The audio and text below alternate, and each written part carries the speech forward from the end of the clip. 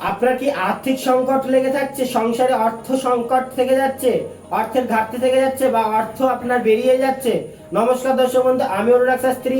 যে দর্শক বন্ধুদের অর্থের জায়গায় ডিস্টার্ব চলছে, সংসারে অর্থ সংকট দেখা দিয়েছে, তারা শুক্রবার দিন, বিশেষ করে নর্থ বেঙ্গলে বা নর্থ বেঙ্গলি যারা, তারা কিন্তু শুক্রবারকে লক্ষ্মীর দিন বলা হয়।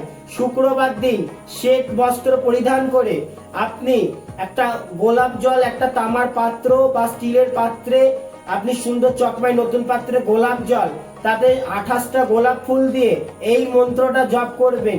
রতিপ্রিয়ে শ্রীং স্বাহা, রতিপ্রিয়ে শ্রীং স্বাহা। এই মন্ত্রটা পদ্মের বীচের মালায় 108 বার জপ করবেন। রাত্রে সন্ধ্যেবেলায় গধুরা লগ্নে ঘিয়ের প্রদীপ এবং সাদা মোমবাতি আপনি শ্বেত বস্ত্র পরিধান করে 108 বার জপ করুন এবং এই জলটা সারা বাড়ি ছিটিয়ে দিন।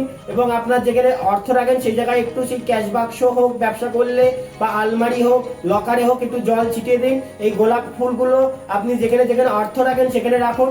আস্তে আস্তে আপনার অর্থের জায়গা ভরপুর হতে বাধ্য।